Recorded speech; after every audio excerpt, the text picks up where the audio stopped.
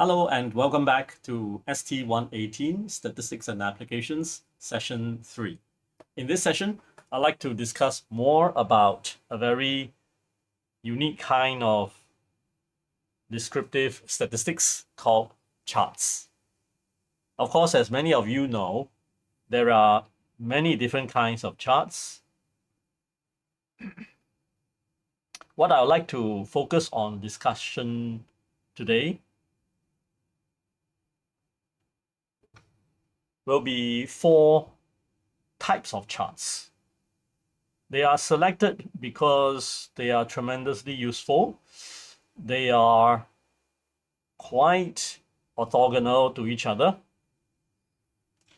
meaning they serve different purposes. Their usages are very, very different and share little in commonality, right? So, and these 4 charts, I would strongly urge you to take the initiatives to use them in your business communications, your speeches, your pitches, your proposals, your lectures, lessons, and by and large, picture tells 1,000 words. And this kind of picture, which basically is driven from data, tends to tell 1,000,000 words, I would like to think, because data tends to convince people.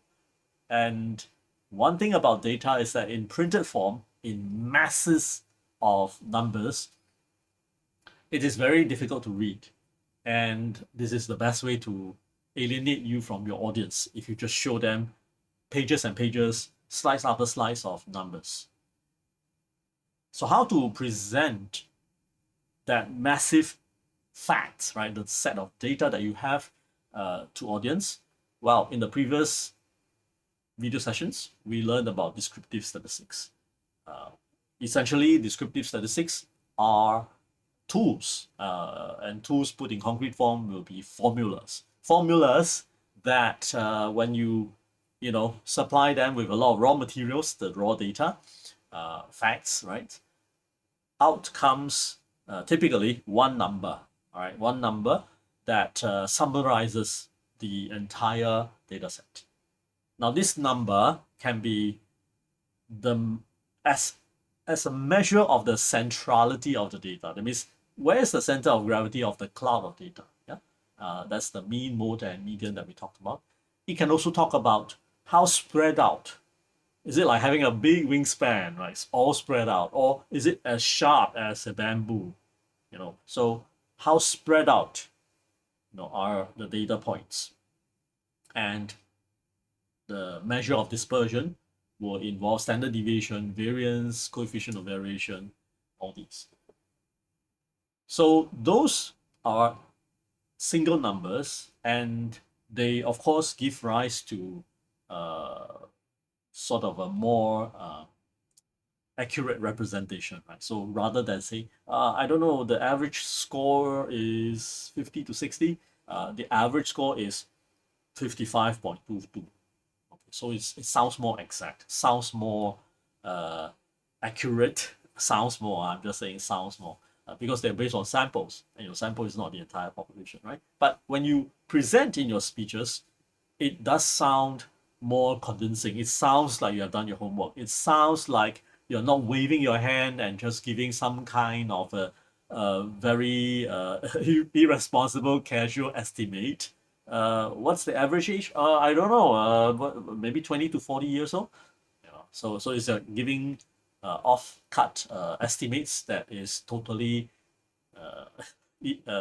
non-scientific in the first place, but also sounding very irresponsible, right? But when you can speak to the exactness of the average, then it sounds much more convincing. So other than giving more digits, more significant digits to your average value, your standard deviation, your coefficient of variation, other than that, it also conveys a sense of confidence in your speeches. So descriptive statistics, they are everywhere in our daily life. So you have to use them, and you need to also understand them.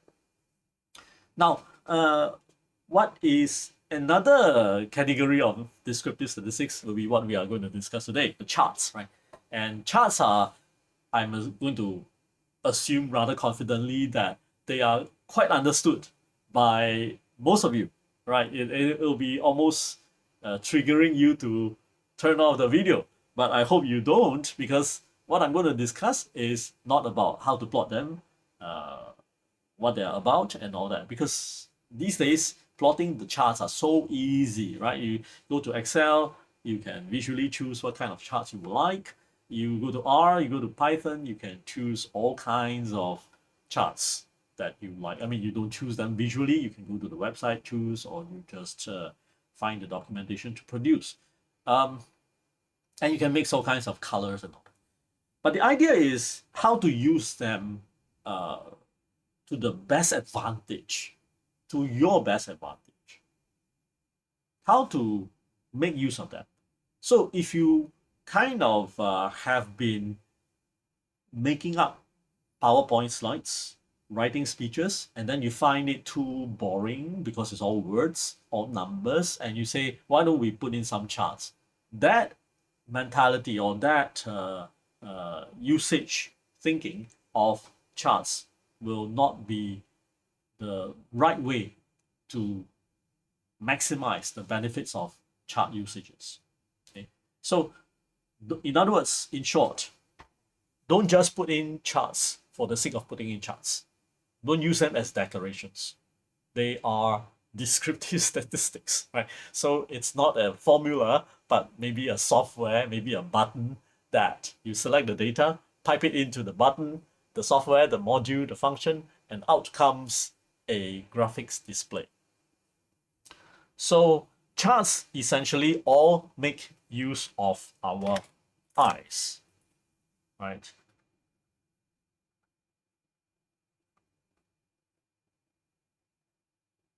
Make use of our eyes as pattern recognizer.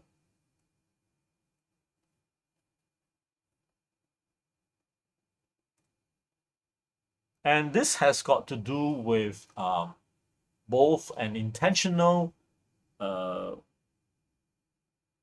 construction, right, of the chart. Intentionally, I like you, the audience, to use your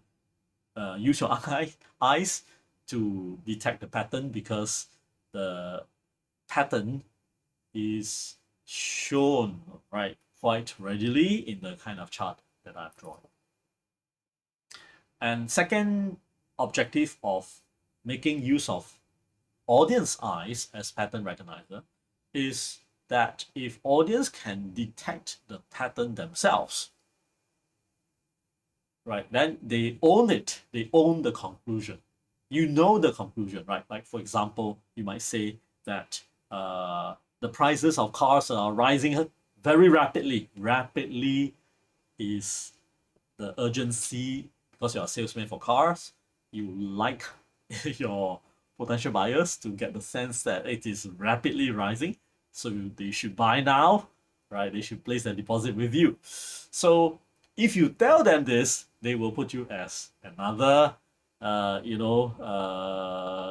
car salesman who is short of quota and just want to push the sales to them. But if you show them a chart of rising price trend, right? A trend is the pattern that we like our audience, our potential car buyers, to detect. So if you show them, look, right, this is the past few months average prices for this category of cars that I'm selling, just judge by yourself. It's on a rising pattern, isn't it? Yeah. So rather than you tell them as the conclusion, you show them the so-called raw data points for the past few months prices, and urge, right, or invite your potential buyers to one look at it. Their eyes will tinkle, their brains, and say, wow, it's on a upward trend, right? And quite steep, right? Quite steep, because maybe the end of year is coming and whatnot. Oh, wow. They already formed their own conclusion. They already made their decision. I think we better buy today, right? But they don't tell you. They will just, hey, is there any discount? Do you have different colors? Okay, good. You're asking the right questions because as seasoned salesperson, you know that this is on the right track, right? So you invite the audience to detect the patterns themselves because if they do that, then the pattern is the conclusion, right? So pattern is the conclusion being recognized is the conclusion, right? But this is for the audience. But pattern being recognized, recognized by you is a discovery.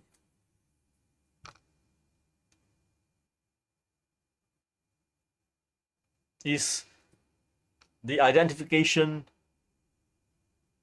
of a potential hint or clue or realization. And we have a beautiful word for that. That's called insight. So oftentimes we say that you have business insights. We want to extract business insights or intelligence, right, from the events happening around us and essentially the data that we collect in statistics. That essentially is one part of it, right? So recognizing the pattern, the aha, hey, look, right, there is this steep rise. Hey, look at this gradual. We thought it would be steeper, but it's quite gradual. So it's the other way around. You expected a steep drop, right? After US started their military operations in Middle East, we expected tensions. We expected a steep drop in the stock indexes. Okay, quite the opposite. Right? For example, in the Israeli exchanges, the stock market rise instead. Right, so uh, that's a discovery. That's an insight. Then you wonder what's going on, right? So all these are very uh, proper and highly beneficial use of charts when you are trying to make use of the eyes, and depending on which party's eyes we're talking about, right, that you achieve different goals, right? So when you try to make use of eyes as pattern recognizer, that is so far still, thankfully, far superior than AI software at this point in time. But who knows, right? So very soon, the AI robots will have like spiders having 8 pairs of eyes and then can detect infrared, ultraviolet at the same time, and then compose and intelligence and pattern recognizing uh, conclusions to perform actions, right? So they are far more superior, far more powerful. But at the moment,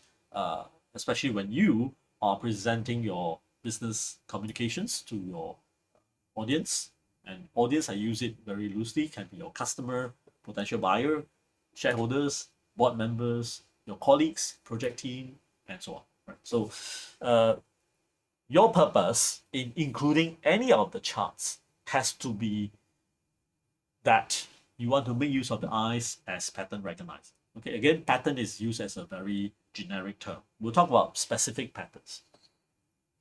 Okay, let's dive in a little bit. Right. To begin with, we have time series. So what is time series? Time series is anything that has time, of course, right? Okay, so let's have a bit of time there. And the time cannot be on the y-axis. It has to be on the x-axis.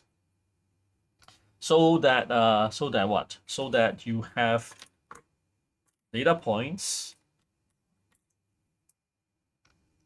that may go up, go down, and so on. Right. So clearly, if this is the past month's sales, month 1, 2, 3, 4, 5, 6, the prices, let's say price of cars, then you clearly can see an upward trend. I hope everyone can see an upward trend. Yeah. So if you show this chart to potential buyer, you say, Mr. Miss Buyer, look, yeah, these are data points. Now, of course, people can doubt.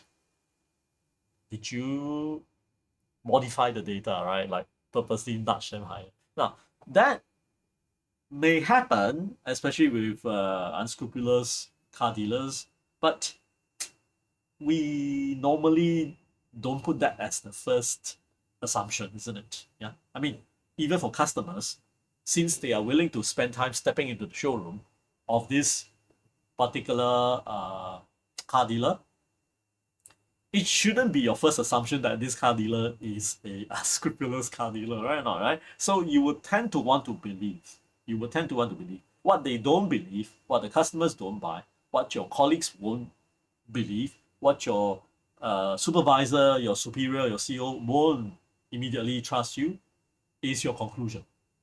Especially when you say, I think, right now, yeah? But if you say, I almost say, I think. If you say, it is probably a good idea to want to place your deposit and buy now because, look, these are prices of the past few months. Okay. After I said that, to orientate my readers, my audience of this chart, right, that this is time. Look, the past few months, we are here, time 7, right, July, let's say, the past few months, look, right, and then this is price of cars. So I orientate my audience to this chart. After that, I let their eyes make the conclusion for that because their eyes have to tell their brain something. You cannot be looking at this and conclude that this is a bunch of noise. It's just not quite possible with 99% of people. Yeah, I mean, you cannot be looking at this pretty obvious trend. Of course, if you purposely randomly put dots on the chart, if the data turns out that way, then it's probably a counter proof. Who says the price is rising? It's actually just noise, right? It can go up and down randomly. These are the data prices, the data points that we have collected over the past month. So it's a counter argument to the proposal that we better buy now, prices are rising, right? So that's the other way around. So when you present charts, try to orientate the audience, right? So this is a chart about the time series chart. The time series chart can tell what? Can tell trend, right?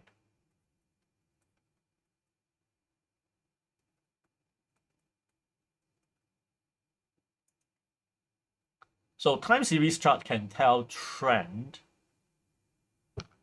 can tell this is the most important pattern. Of course, can tell other things like roughly how much is the maximum price within the past 6 months, minimum price. Oh, I missed out a low price buying opportunity. I should have done that. But it only invites regret, right? So what's the point? So, but it definitely shows trend. It definitely shows trend. And to do trend, we need to then compute the gradient, right? Because the gradient tells us how fast the price is rising by time, per unit time. It's a bit like dy dx, the calculus, right? The first gradient, the first derivative. So the gradient, statistically, we have tools, we have theories to do that. Gradient can be found by, that's right, linear regression. Of course, we will have videos on that, and we have a lot more to talk about that, all the analysis. But as a tool, what can linear regression give to us?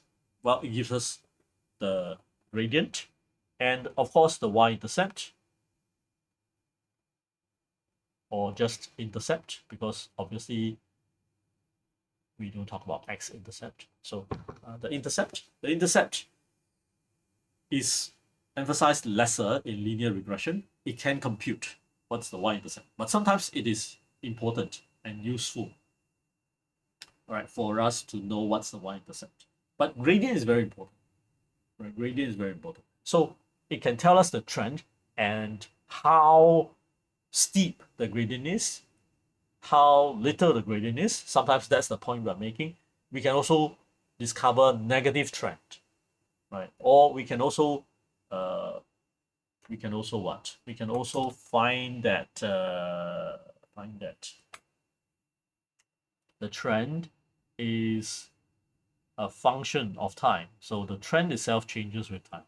So for example, the data points can exhibit something like uh, not a bell curve, but some sort of a curve, some sort of a curve. And if that's the case, then we can do other nonlinear regression to find out curve fitting, if that's the point. Curve fitting means that we try to find a suitable function to go through, right, or to trace out as best as possible the trend, depending on what function you're using. So again, that's linear regression, but non-linear version of it.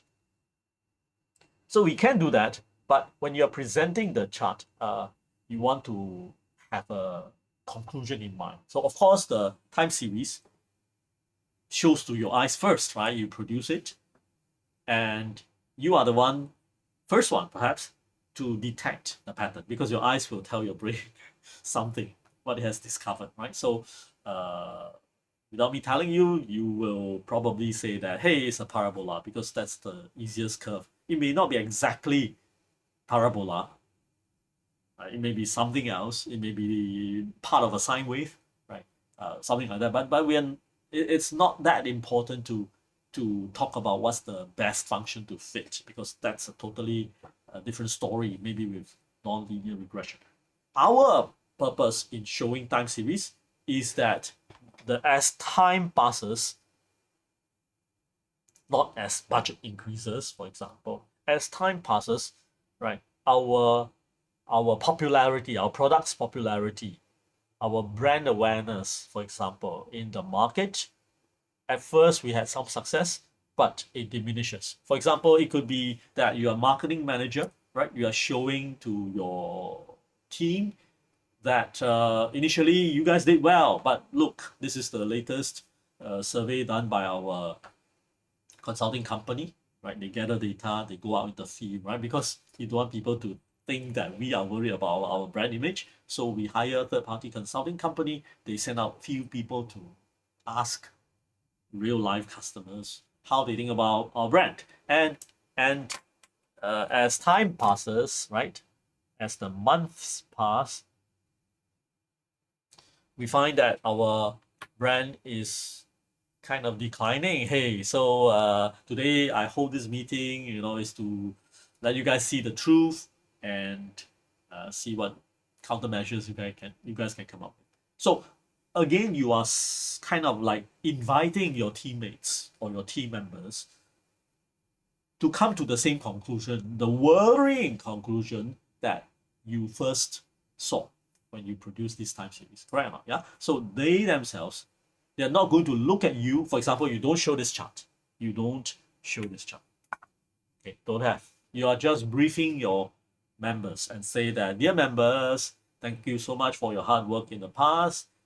Recently, our brand is not doing very well. From what I heard, so please, you guys, I need you guys to stay back for the next 2 weeks. What can be the conclusion? Now, you can be having very good rapport with your members, but if you don't show them this, some of them, okay, I won't say all of them, right? But some of them, and it's enough to have even one, will start to, suspect what's your motivation, because they are aware of the success. They are probably not aware of the recent drop, because maybe they are still stuck in the past successes and still celebrating. Right? Oh, our brand is so good, so good. I did a lot of work, that's all my credit, you see. And they are stuck in the past, and so when they hear this, they might think that you, the team leader, right, the marketing manager, is just too hard up for your promotion and just want them to work like slaves. Hey, our brand is already doing so well, right? Why are you driving us like slaves and queen? So they don't have a raw conclusions themselves. They don't own the conclusion. You have delivered the conclusion to them, and that's not good. You see? So yes, the raw facts is that our brand image is declining. The raw fact is we have to do something. But between how you talk to them, right, and their reaction, there's a lot at work. And one big dose of uh, medicine, let's say, communication medicine, that can soothe the effects is a chart, a time series chart, because you're talking about recently, right? So the time series is best fitting. So when you show this to the members, it's very hard for them to doubt. Of course, they can always suspect that did you purposely change the data, right? But that would be a very serious accusation that typically people won't place it as the first assumption, right? Unless something else crop up that starts to erode your credibility. So people tend to want to believe that yeah, that's raw data, right? So what does the data tell us? And then they form their conclusion. That's the whole point. That's the whole point.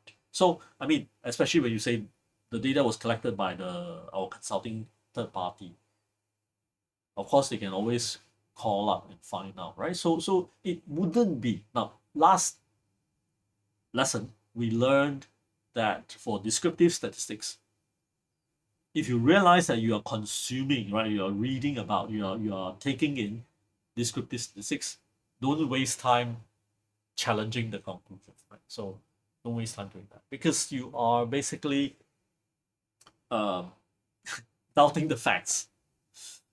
So in studying statistics or in using statistics, we don't put the cheating of the data. That means altering it because it's criminal, because it's unethical, because it's not the right thing to do, immoral and basically wrong, right? So we don't put that as a potential threat. We don't put that as a potential suspicion. We always treat the data as correct, honest, right, describing reality. But then what do you do? Because your inference, your insight, your conclusion, your action may be wrong, right? May be inappropriate, may be off center. You're doing the wrong thing, even though your conclusion is right. Yeah. For example, brand is declining. Okay, great. Let's have more advertisement. That's a very simple countermeasure, right? But so the conclusion is correct. I agree. Brand is declining, right? Because brand awareness survey is going down. What's the connection to uh, brand awareness? Of course, it is having a very strong correlation, right? So there is a bit of inference there, but we take it as one to one. So if the consultants ask our customers or potential customers, and that score is going down, then we can deduce that our brand awareness is going down. Of course, someone can say, no, that's a different question, but then that you're just doing PhD thesis there, right? It's a very kind of nitpicking difference. But we will then take it as one for one. So if that survey is showing a downward trend, then our brand awareness, or even we will infer that our market share, right, amongst competitors is likely also going down, right? How will we suspect that the customers' awareness of our brands go down and yet our market share goes up? Something is very wrong, and that kind of the chance for that to for the chance for that kind of inverted correlation to exist in the market uh, can happen, but it's very, very low, right? Unless something really happens. So we're going to conclude that our brand awareness in our customers is going down and we should do something. What's that something? It sometimes can be wrong, right? For example, your reactions to put in more budget for advertisement. But perhaps that's the whole point why the brand awareness is going down, because it is overexposed. It is too much, right? Every single YouTube our customers watch has a few of our product advertisements. So much so that people are very sick of it, very tired of it. The moment I see it, I skip. The moment I see it, I don't watch the video. Right? So yeah, and so the conclusion can be wrong, and so and the reaction can be wrong. What we want the time series chart to show, right, is buy-in.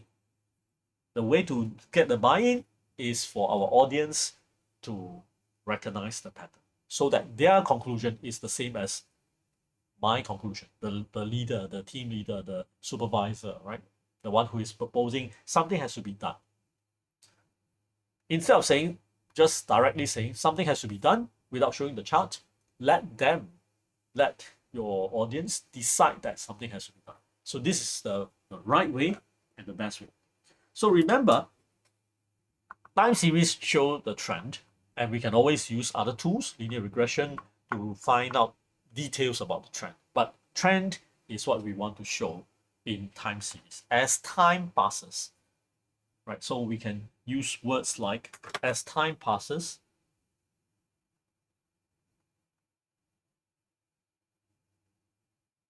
right? Recently,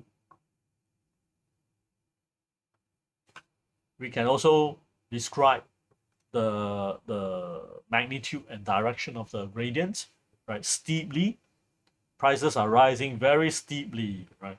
Strongly, right? We have a very strong growth, right? So if this is our revenue, then our company's revenue, we have a strong growth. Don't worry. So if the CEO of a bank comes up to, have a meeting with the shareholders to report back to the shareholders, right? Our bank is very strong and we are maintaining a very positive outlook. What gives you that confidence? Show the chart. Our bank is very strong. Revenue, right? This is not price, but revenue. And this is time, right? So for the past 6 months. Now, if this is for the past 6 years, that's even more persuasive, right? Now, because if shareholders look at it and wow, for the past 6 years, despite war, change of government, multiple wars, right, and various events happening in the world, your bank has been growing and growing. Oh my goodness, right? 6 years versus past 6 months. Also good, also good, but a lot lesser in confidence than past 6 years. Correct or not? Yeah. So because for past 6 months, maybe some big changes hasn't happened yet, right? So okay, you can last for 6 months because that's under the same U.S. president, right? But then 6 years, something has changed. Presidents have changed. Ruling parties have changed.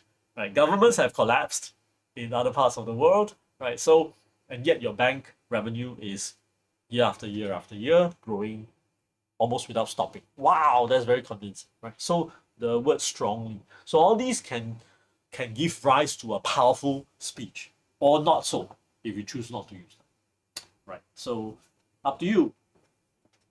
And so that's the kind of little bit of blurb that I have for time series. I hope I have repositioned, right, the focus and the weight of time series in your mind, right? Don't just throw them to the audience.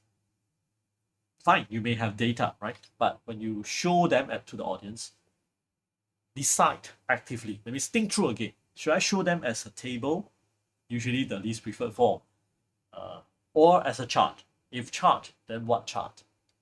Okay. Or should I show it as a histogram?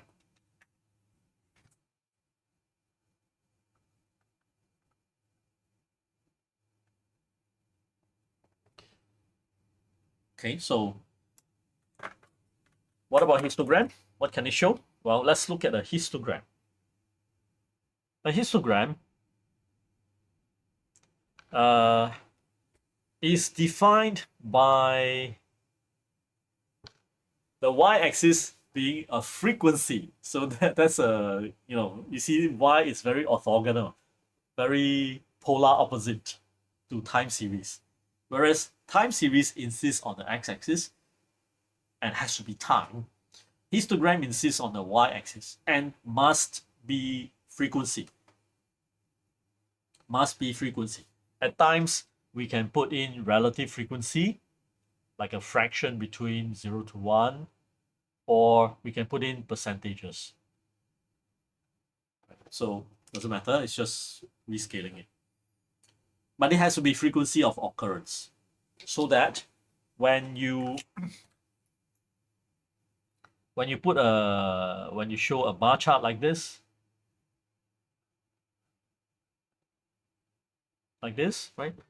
Then it is reasonable for the audience, for the reader, to conclude that, oh, look, this one, right?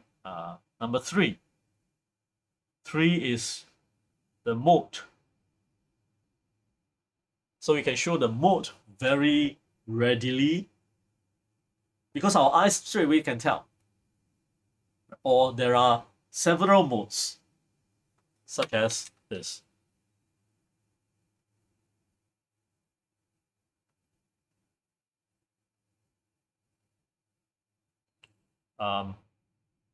Like this.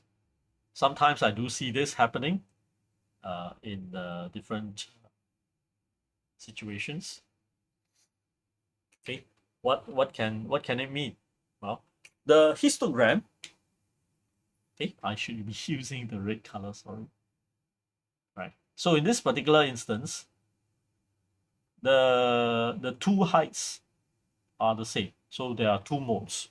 1, 2, 3, 4, 5, 6, 7, 8, 9, 10, 11, or maybe 12. Right, like a whole year of performance. But this will not be time series. So you cannot show a histogram having a frequency here and then put a time here and then say, look, this is seasonal. If you start showing a histogram and say this is seasonal because we have peaks and then we have troughs and then we have peaks again and it repeats, that's not correct. That's time series. So you need to relabel it. This is time, this is our revenue or monthly revenue. But if you're showing this as frequency, and maybe the x-axis is the variable you are measuring. Okay, example, productivity of the company or the manufacturing factory. So if you're measuring this, then it gives you a different insight. First of all, your eyes readily read that there are 2 modes, multimodal, So 2 and 10, productivity 2 and 10. They have the highest frequencies. The second step is not to average them and say, oh, therefore the average mode is 10 plus 2 divided by 2, 6. No. In fact, that's the worst way to deduce anything out of it. But to conclude that likely there are 2 populations, right? Because we can visually detect this. I mean, the boundary doesn't have to be very specific. But what is very clear is that we can readily and correctly conclude that there are likely to be 2 populations being merged or forcefully put together in this histogram. Okay, number 1, this could mean that if we are doing discovery data collection, that means we don't know about productivity for this company, right? We don't know. And we start asking, interview, measure, whatnot, and then we plot a histogram like this, then perhaps we might have confused ourselves. So we did the wrong thing. That's why the histogram shows 2 populations. For example, we measure the monetary output of the executives as well as the downstairs factory workers. Okay, both of these groups, they work 44 hours a week, but since we are measuring by monetary output, after dividing, per unit hour, whatnot, we rate the executives as far more productive than the hourly paid workers downstairs in the factory. Correct or not? Yeah. So, but then initially we didn't know, so we put the whole company productivity together, and we say this is the histogram of the company's productivity. And end up we get this. So it's a kind of mistake, but then since we are doing discovery, we are a consultant company, we come in here, we didn't know about how your factory works, right?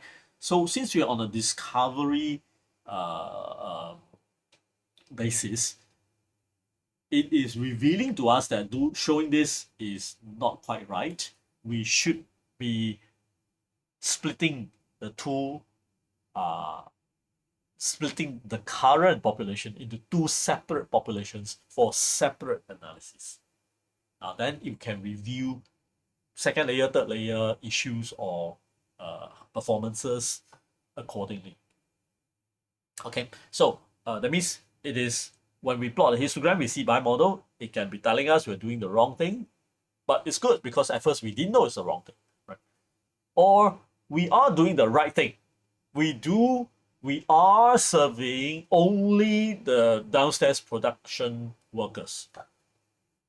Okay, so yeah, no, we are very good consultant. We we know what we're doing, and dear customers, the executives, the CEOs, we found this histogram, right? And so maybe the CEO says, I think you are mixing up, right? The executives' productivity and the workers' productivity, is it? No, sorry. This is all about workers' productivity. But then there are full-time workers and part-time workers or contract or part-time workers, the rest, right? Full-time permanent workers versus contract part-time, the rest of the workers who are, on a less stable employment basis. No wonder it shows that they are all workers, correct population, right? Correct or not, I mean, it's up to us to present, right? It's all the workers, but obviously when they are on full employment, they show higher productivity. They are more willing to put in the hours, and the overtime doesn't cost the company more. But for contract workers and so on, right? So you can start performing analysis. But it also begs another secondary question: should we analyze them separate? Right. So, but then whatever it is, as a first chart, at first we don't know anything. Right? As a first chart coming out, if you see by model, usually your teacher might tell you it's not good because there are two modes, and we can't report any mode here, like full stop. That's it. But I want to share with you that no matter what, histograms are very powerful charts. You almost, okay, that's my opinion, right? You almost cannot do proper statistical analysis without having a histogram of the data first. So if I were to do any data collection, first thing I do, if the data is about time, first thing I do is time series and histogram, because these days it's so easy to produce them. So you might as well produce all of them. Unlike my days, when I was doing my learning, like you, drawing a chart, especially if you are writing your own computer software to draw, because there wasn't many choice or even any choice. Excel back then couldn't draw nice charts, right? Without crashing. So you have to sometimes for complicated stuff, you need to draw or write your own code to draw, and it's a pain, right? It's usually quite a pain. But these days it's so easy. They are so smart. Just throw them the data, right? And it will come out with the right scale, right choice, right guesses of the X labels, Y labels, everything. So nice. So show them all. And histogram, I like to say, tells us about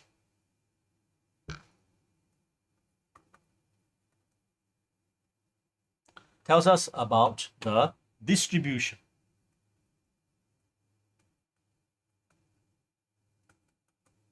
or rather also the shape of the distribution.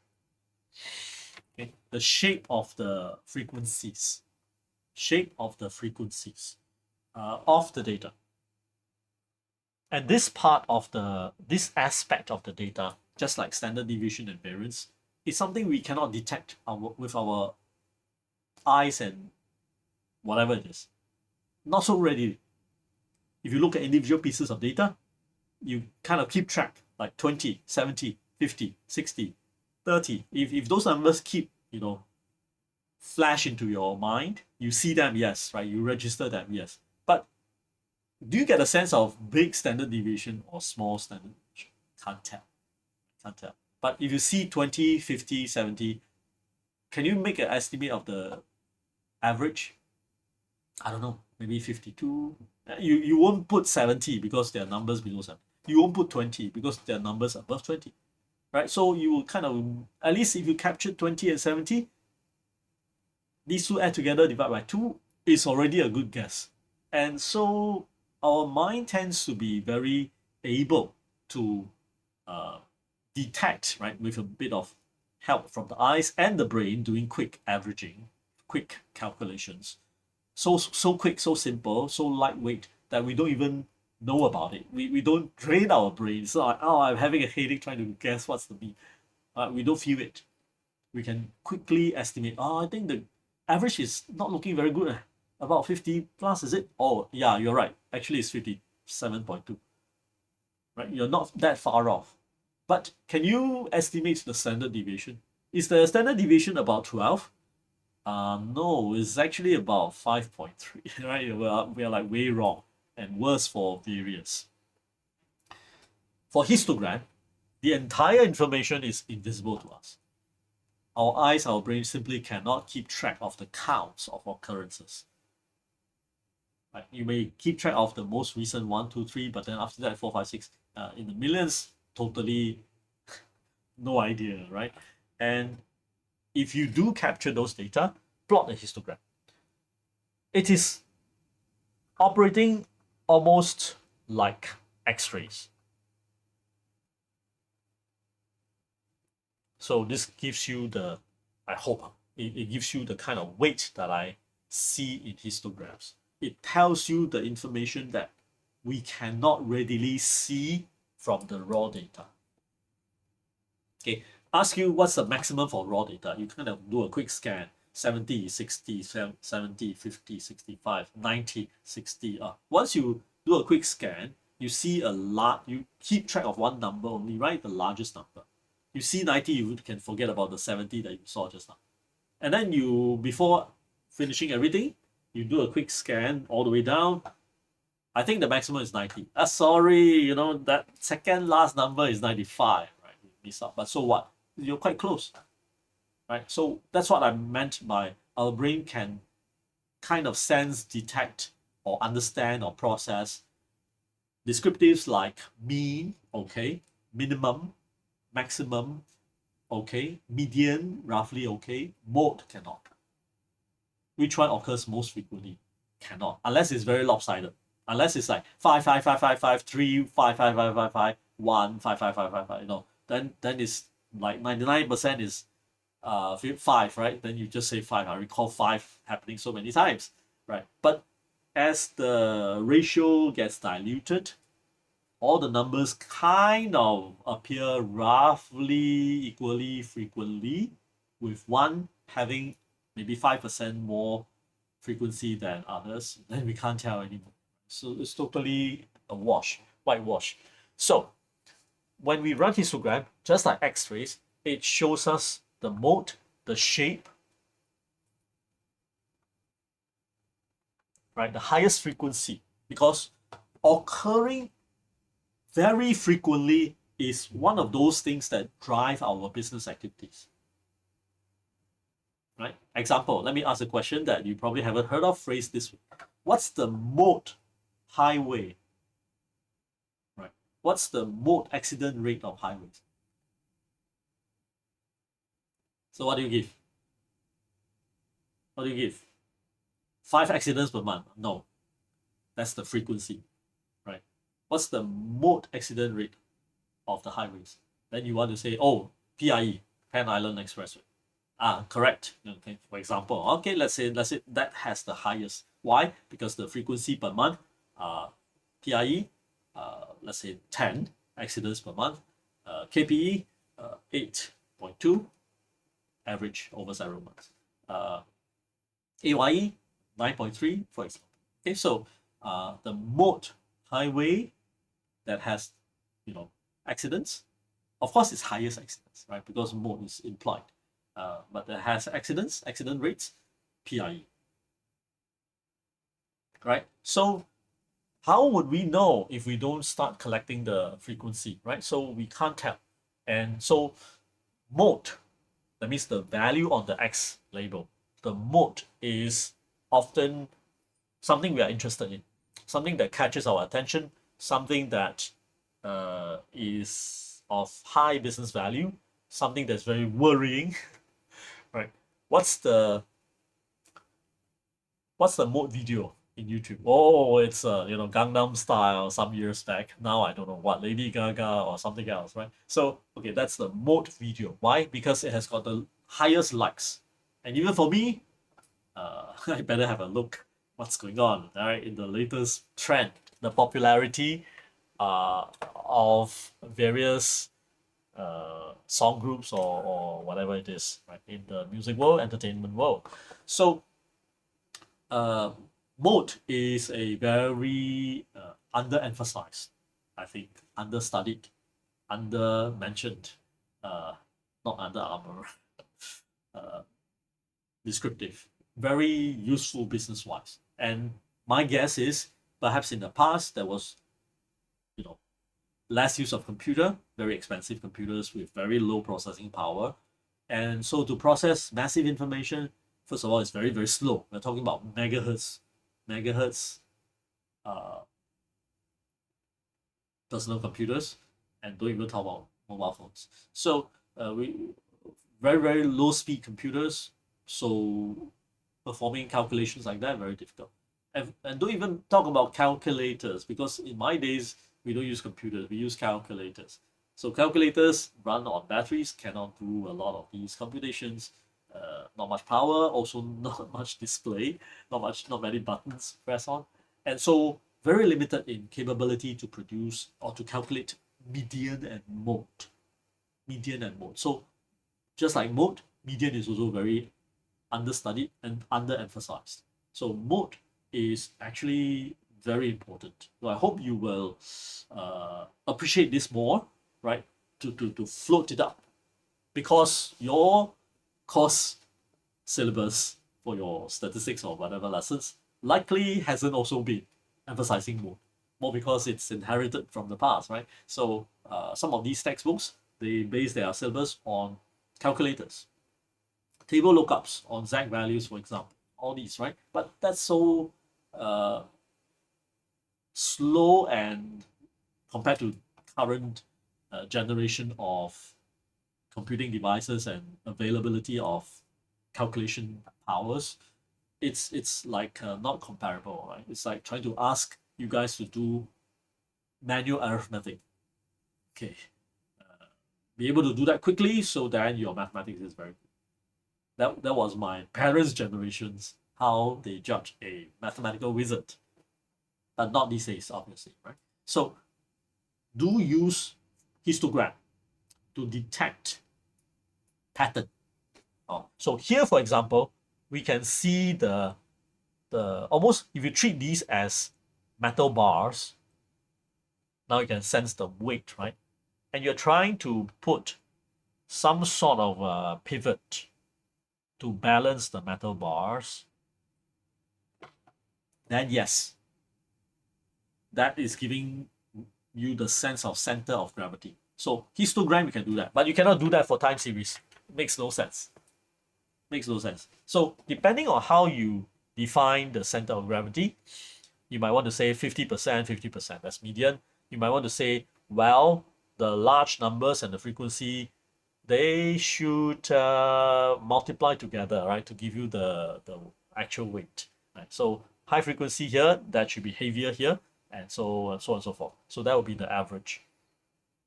Whatever it is, it makes sense to visually put a midpoint somewhere, MID, midpoint, taking into account the height of the frequency as well. Then you are making sense, right? Then we can say that, oh, okay, the average or the median, somewhere between 2 and 3, right? It is a recognizable calculation.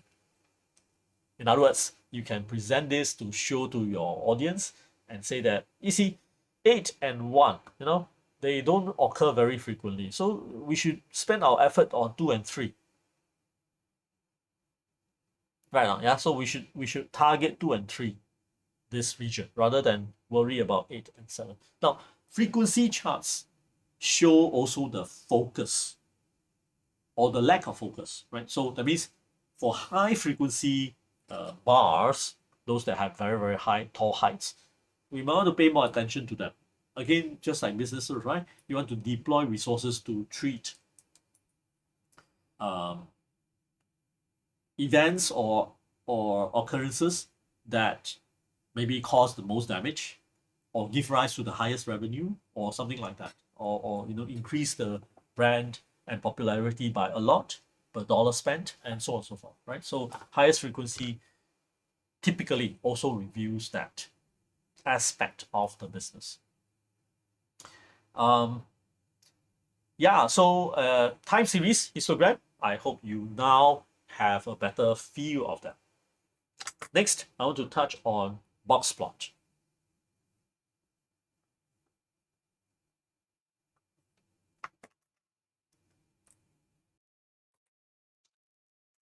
Box plots, what are they? First, let's take a look. What's a box plot? A box plot has a box. There are horizontal box plots and vertical box plots, but let me just show vertical box plots. It's just a rotation of 90 degrees. So, okay, there is a midpoint, okay, and a vertical line.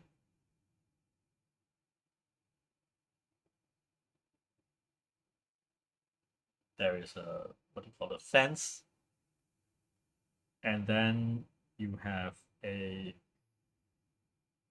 circle outside or a cross, depending.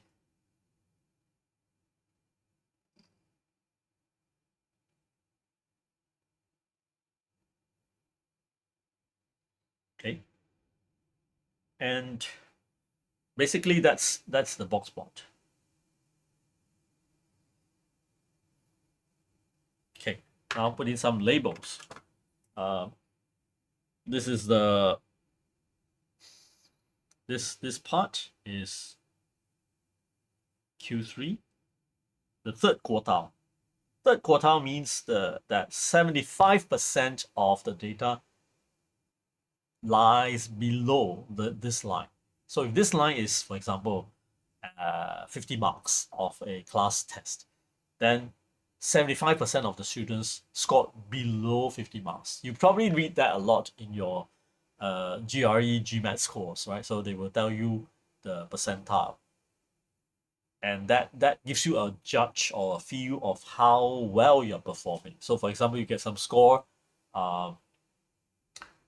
690, then it will, because you don't know whether they don't tell you the minimum or the maximum. Of course, you don't guess at the maximum is 6,000, but you also don't have a good feel of what's the maximum, what's the minimum. So where are you performing? Are you good or bad with 690 as the score? So they tell you like 690, your score is 690, and that is at the 75 percentile. So before you start celebrating, wow, that's a very good score, maybe 700 is the maximum. Oh, you're just better than 75% of the people who took the test, right? So that's Q3.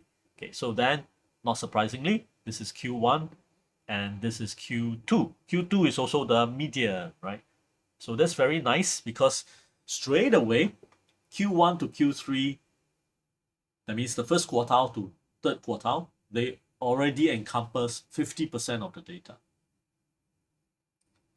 Wait, let me see. Yeah, 50%, right? So 50% of the data already in there. And another 25%, another 25% goes below and another 25% goes above. So in other words, the center of gravity, the mass of it, if you treat median as the center of gravity, first of all, the mass of it, the bulk of it is captured between Q1 to Q3, right? The half the mass. We also know that the center of gravity using median is somewhere between here, Q1 to Q3. It can be also very shifted towards Q3 or to Q1, but it will be in between Q1 to Q3, obviously. But it shows how bunched up the data is, right, within Q1 to Q3. Then we have the vertical line, right? So the vertical line will reach out to touch the data. So the data is the dot here. The dot here. Huh? If there is a data that exceeds Q3, Q1, and usually there should be, then you have a line being drawn all the way to touch the data. So the nice part is box plots are very honest or very real. Okay, so I mean, I'm just going to put them in coded form, very honest. It is honest actually, right? Because it doesn't change the data, but honest and real because the lines, the vertical line, the horizontal lines, the Q1, Q3, Q1 and Q3, the median lines, just like median lines, they tend to also touch the data, right? They tend to also, like 50% of the time they touch the data, right? So Q and Q3, they will touch the data. And if they don't, like we talk about Q2, median, if there are even number of numbers there, then the middle two numbers, you have to average them, which will produce a hollow value that doesn't exist in the data set. However, if you kind of like round a little bit, usually it's not too wrong to say also highlight the neighboring data, right? But of course, a counter extreme example that I gave last time was 4 and 5,000, correct or not? Yeah. So if the difference is just so unluckily that big in the middle, then that median is not telling us much.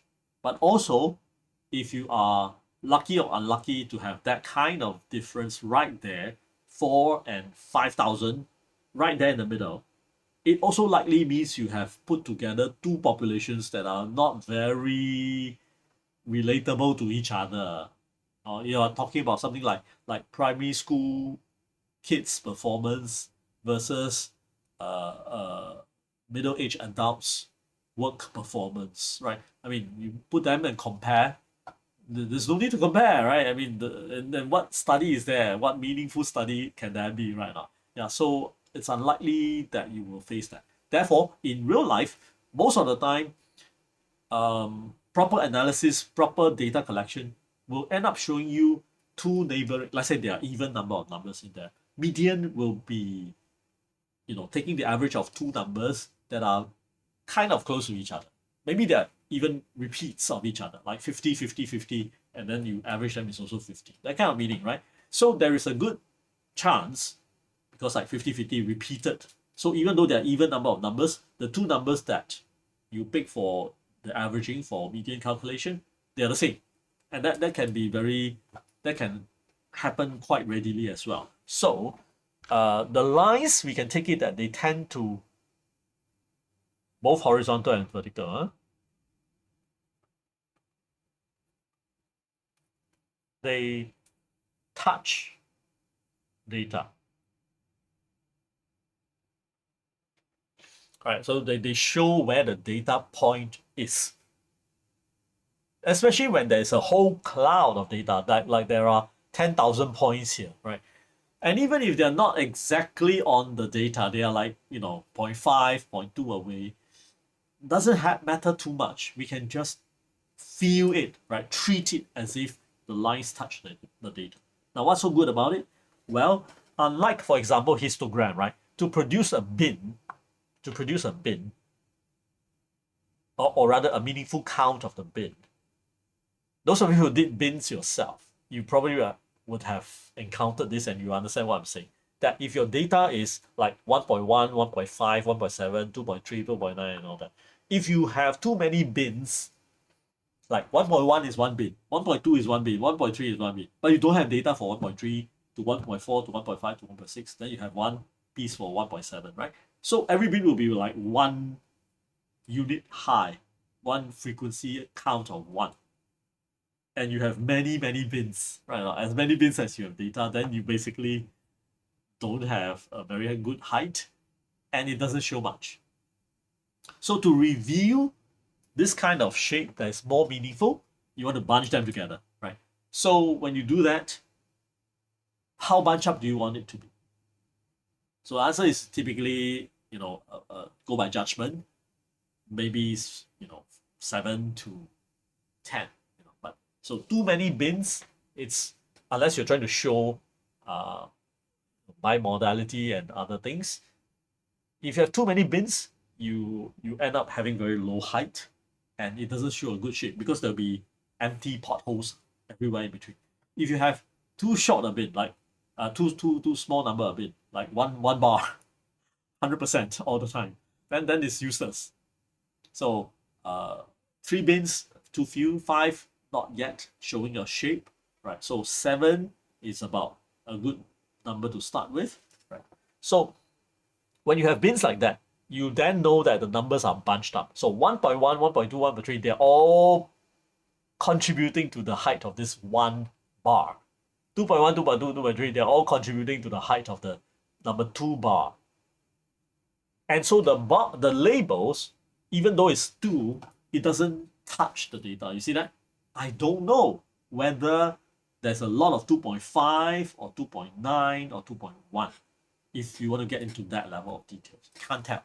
Because that's not the point for histogram to tell. Precision for the measurement variable is not so important as to the frequency of occurrence, right? If you show histogram, or rather, histogram is trying to show you, emphasize to you, the invisible part called frequency. It's like taking an X-ray, right? Your bone has your leg bone has a micro fracture.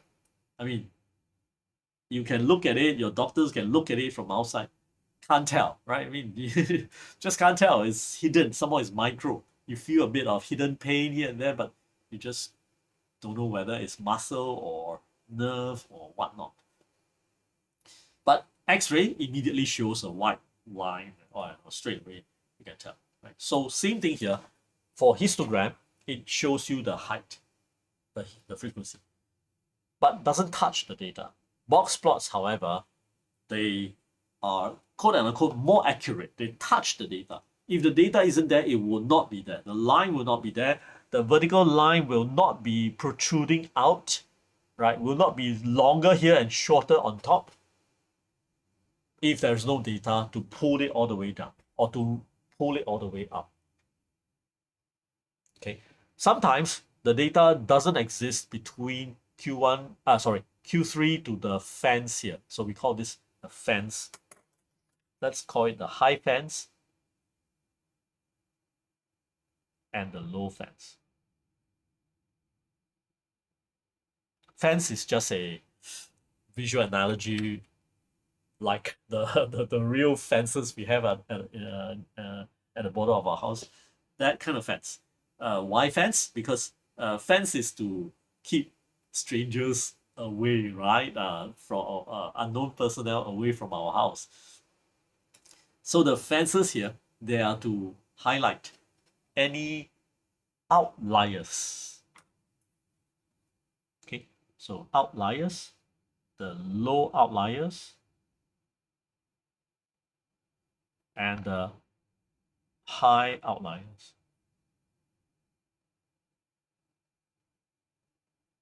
Okay, so the fences are basically calculated in such a way to be outside, that means higher than Q3, and the low fence is outside, that means lower than Q1. And how are they calculated? First of all, we are talking about IQR.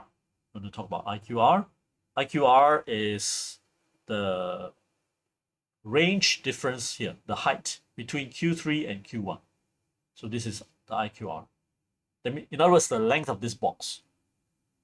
Right, so that's the IQR. And we want to do a 1.5 times of it. So starting from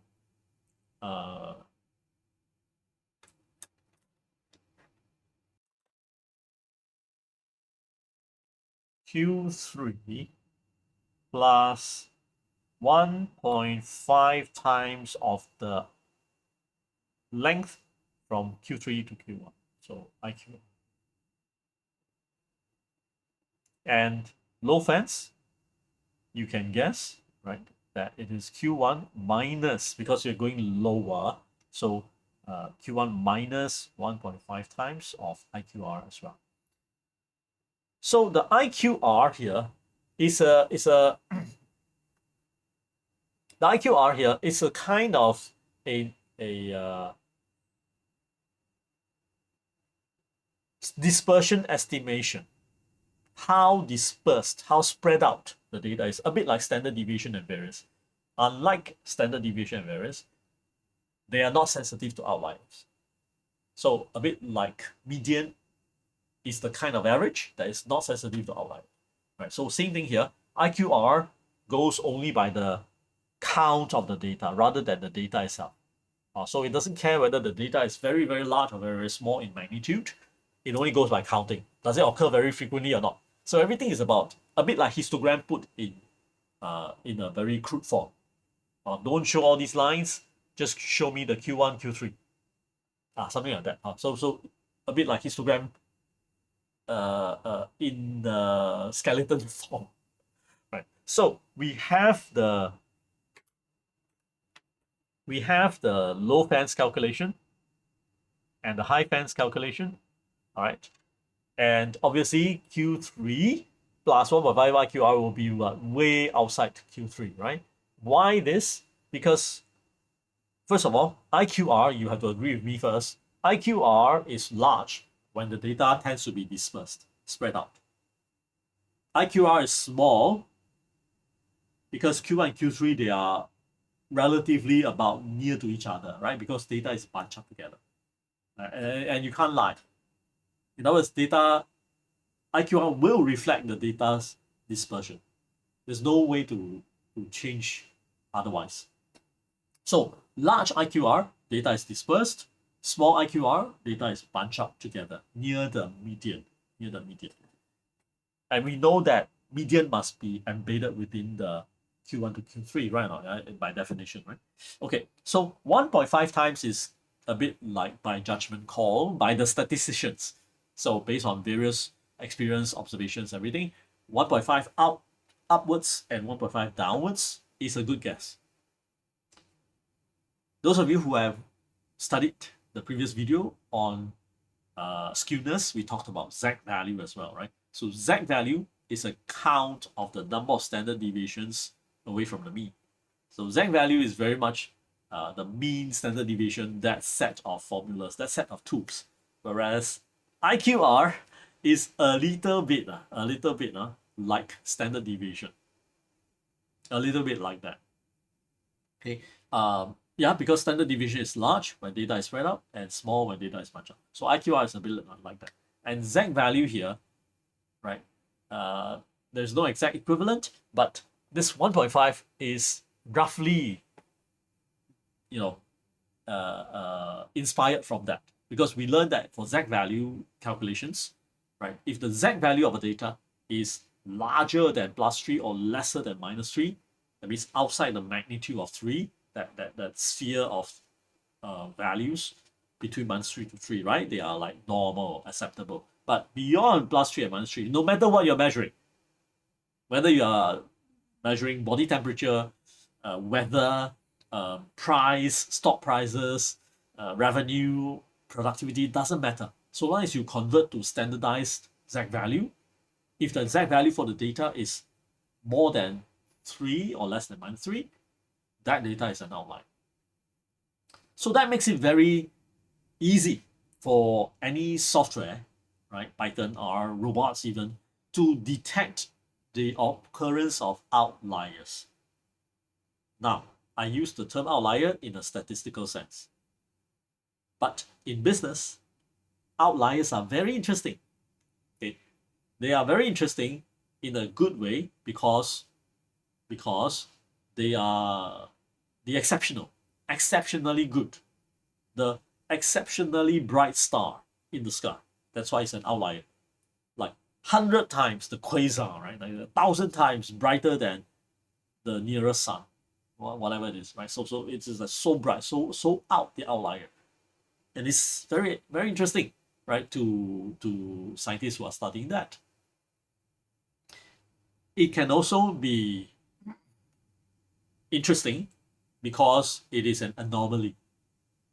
It is exceptionally wrong, right? So in manufacturing, in what we call Six Sigma manufacturing, outliers, when they are detected, they are indicate they are indicating the presence of defects. So whether it's very high outliers, that means, for example, you are manufacturing Coca-Cola, right? If the measurement is about the milliliters of Coca-Cola filled bottles, normally it's 330 ml. But if the outlier that is detected for this particular bottle is 500, so you can expect, right, that the manufacturing machine has some spilled of the Coca-Cola, because it's more than what the bottle can contain. So it's a defect, right? And then if it is a low outlier, it's also defect, because you are bottling a bottle that is 100 ml when it states 330 ml. So we do like automated knowledge of outliers, and that's the Z values contribution. But here in Boxplot, the uniqueness of this Boxplot is not just the skeleton version. That means turn this histogram vertically, then erase the meat in between, and there we have a box. It's not just that, but also there are some nice features like the fence, right? So the fences are such that they are drawn whenever there is data beyond the fence, on the fence or beyond the fence. Okay, so the fences are drawn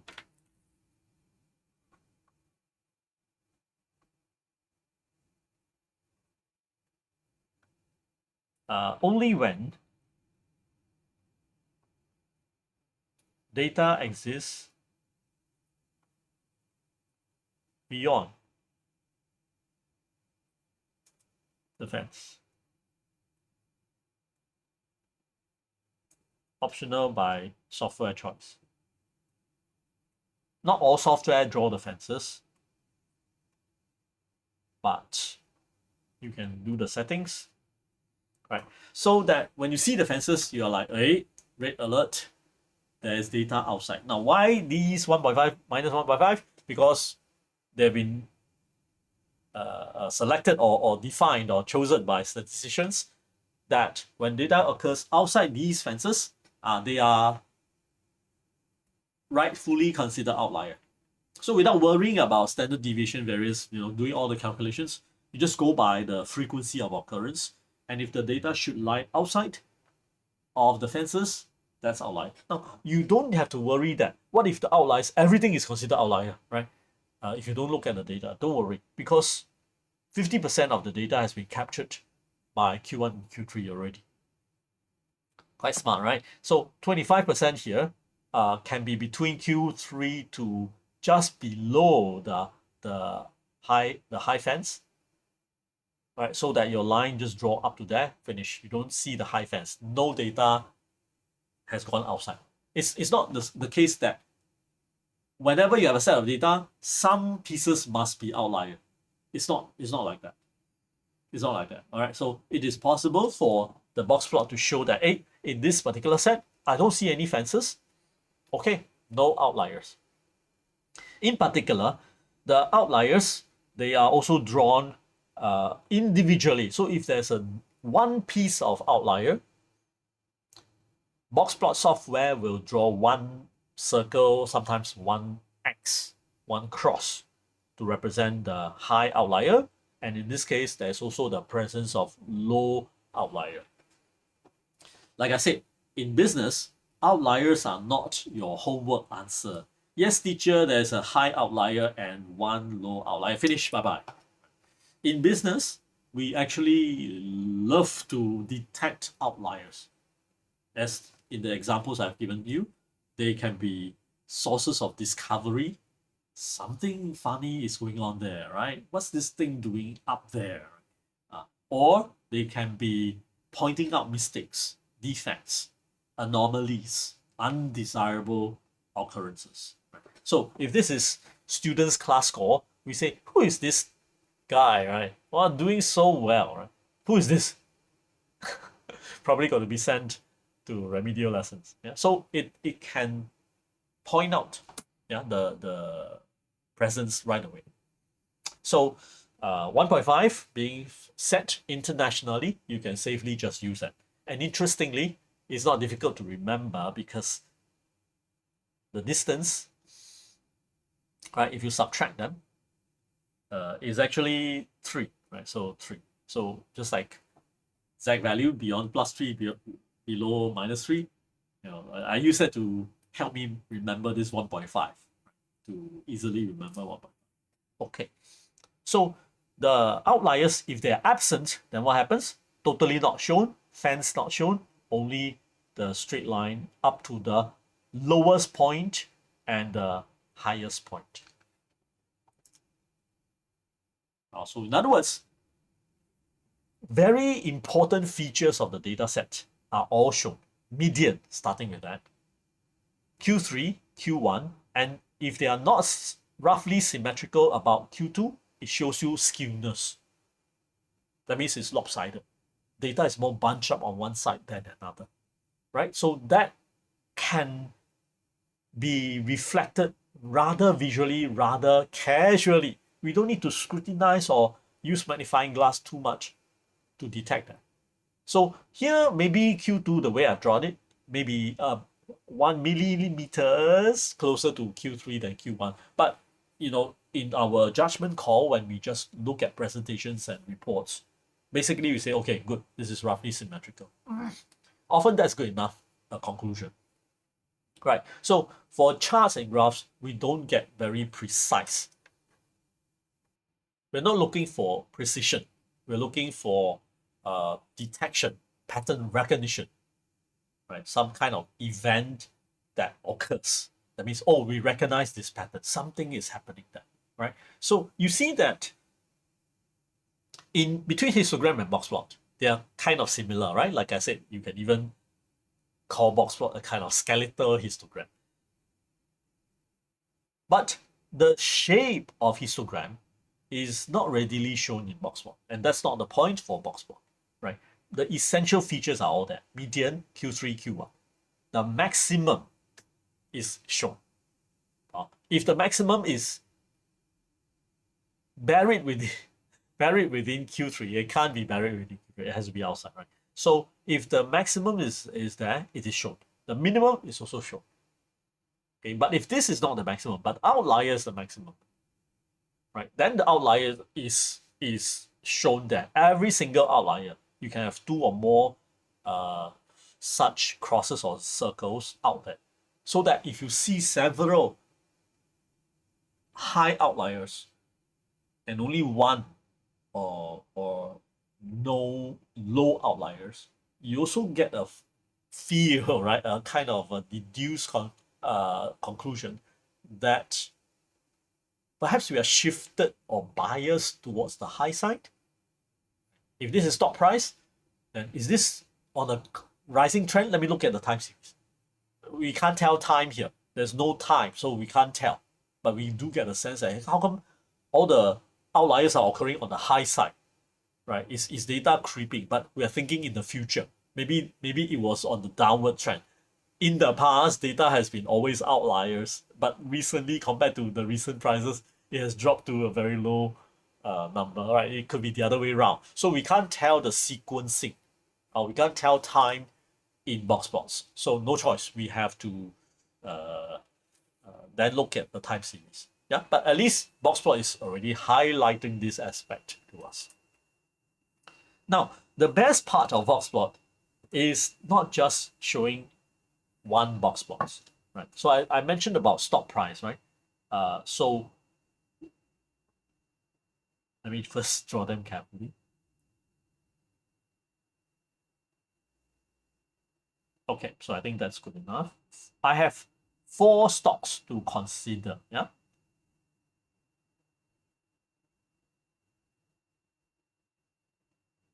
Okay. Um, let me just this.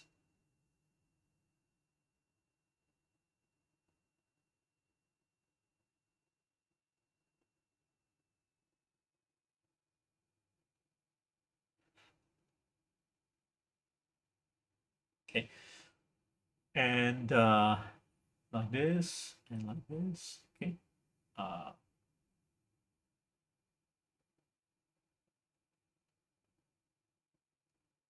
and I'm considering which stock to invest in. Yeah. Okay. And let's say I'm a very conservative investor. I'm not looking for high returns. I'm looking for uh okay, you know, priority is not high returns, but okay, if it's higher, then good, right? But then that's not important, but less risk. And less risk for stock investments can be converted into or deduced from less fluctuation. The data is spread out lesser extent. Lesser extent is a relative term, right? Relative to whom? Well, okay, fine. I've shortlisted these 4. So I want a safe or less risky investment, right? With as high a growth as possible, but return as possible, but is safety is the important thing. So which one shows safety? Which one shows safety in the way this investor has just described? Well, if we talk about spread, then having large outliers is very risky right now. Yeah, it can be as low as $1, as high as $10. Wow, so very dangerous, right? So can be high returns, but not good to try that. But of course, risk-taking investors will go by the opposite. Why not, right? Why can't I be getting this kind of return? Why must I definitely get? Why must my luck be so bad, right? Not so they will think otherwise. But for this particular investor, the average return will be, in terms of the median, will be the best is this, but also high risk. The worst is probably this. So let's call them ABCD. A, B, C, D. So D is giving the least median return. Median return. But it also seems to have, in the sense of the IQR, right? Having the shortest IQR. This can also have a short or equally short or even shorter IQR, but the data shows the return rates can range from very, very low to super high. That means we're not just looking at IQR. But since there is no outlier here, the data is more contained, and we can use the IQR. Let's say the max and the min, they don't protrude by too much. Then without doing much calculation, like using magnifying glass to measure and then doing linear proportion, no need. Just by inspection, got to decide which one to buy now, quick. Then we can just look at D and say, okay, I think this is safest. Even if we use the max minus the min, it's probably not much different. Definitely a bit bigger, but not much different from IQR itself. So just by looking at the height of the box, we can already gauge out of these 4 stocks, right, which one is most fitting for this conservative investor, right? So we can then put it down as best use for comparisons between 2 or more populations. So we are talking about having multiple histograms, comparing multiple histograms. You can say, why don't we just plot multiple histograms and compare? It's hard, right? Especially if the scales don't match up. The scale, so if it is 1 to 8, 1 to 12, or 1 to 2, it's 0.5 mm, 0.5 cm. 1 to 2 here is 0.3 cm. So very hard for us to visually feel or gauge, right? Which one is more spread out, which one is not. Very hard, just very hard. You say it's not hard because give me the data, I can number crunch. We're talking about, presentation. That means one look you can get that conclusion. That's our our boundary of discussion today. Of course, with high speed computers and raw data, you can do anything. But we're talking about the ease of making derived conclusions just by observing the charts themselves, right? So for conservative investor, right, I might choose D. For conservative investor, right? For risk-taking investor, maybe B. Maybe B, right? Because promise, or rather the potential of high returns. Also, the median return is very high, higher than the rest, highest. We can tell right away, right? It's the highest, and I hope you don't disagree with me because you can tell too now that you know how to read Boxplot, right? Yeah. But if right there's if we have unfortunate luck, then we may lose a lot of money as well, right? Yeah, but that's the risk-taking investors' appetite anyway. So fine. So the best use of Boxplot, personally, I found, is in terms of comparisons. So here, one big example is comparing stocks. Some of those candles and sticks, is it? Charts that you see in stock trading software basically are enhanced versions, derived versions, customized versions based on the concept of Boxplots. Of course, they can have tiny little arrows here and there and whatnot to add in more bells and whistles so that you and then add colors, right? So if it's green, it means it's what above technical line and so on. They are customized versions, colored and localized for trading purposes, but doesn't change the basic idea, right? The basic DNA of Boxplots, which are basically to highlight the key features of a set or a cloud of data that can have many points, right? In a very efficient way, eyeball-wise, visually very efficient way. And because it's so efficient, for one whole population of millions of points even, you can compare multiple populations of data, right? Very easily. Okay, so I mentioned stars just now, right? So one constellation of galaxies, the brightness of stars is this. Another constellation of galaxies, the brightness of stars like this, like this, like this. Another you can compare because there are billions and billions of galaxies out there. We can compare billions and billions of observations very easily, and then we can make conclusions there.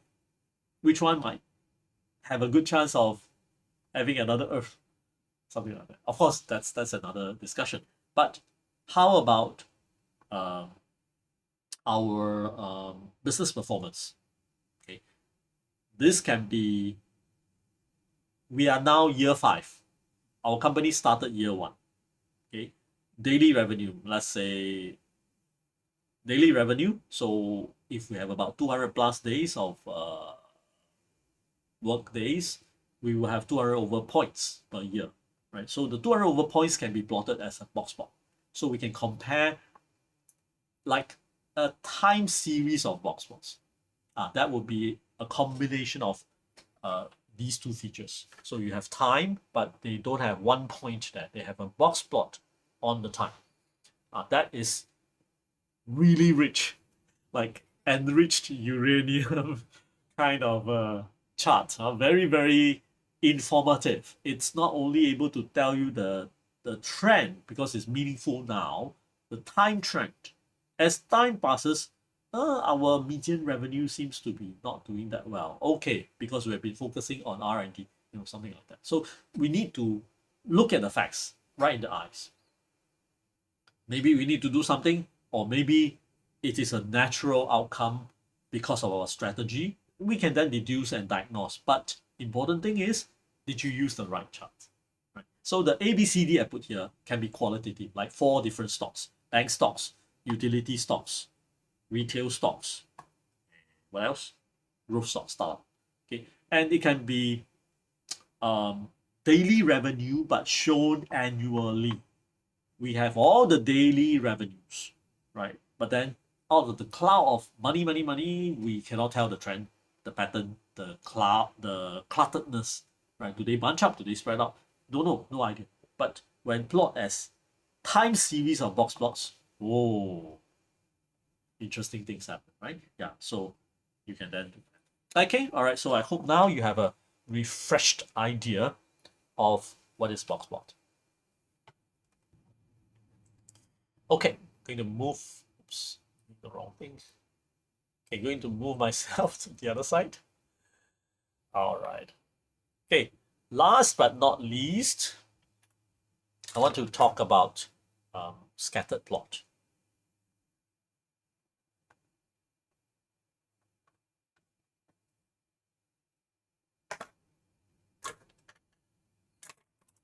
Okay.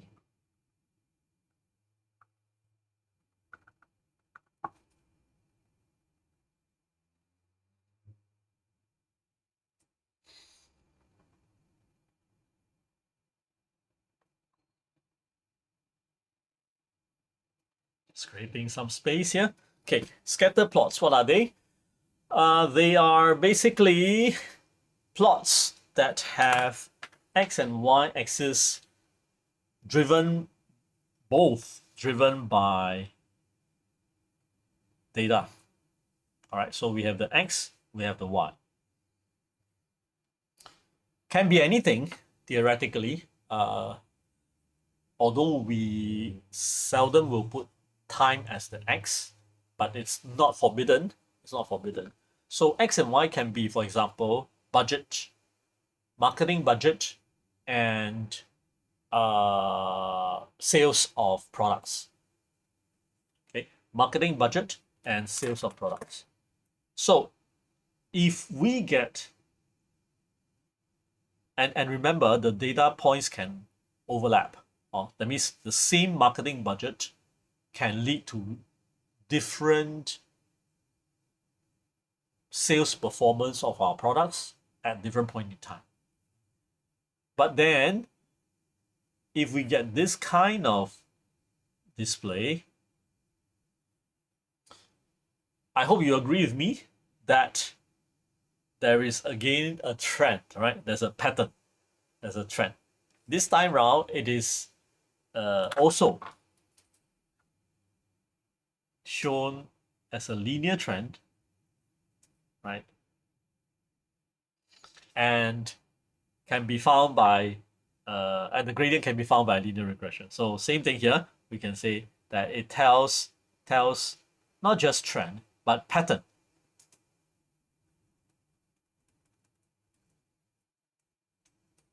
Okay, for linear case,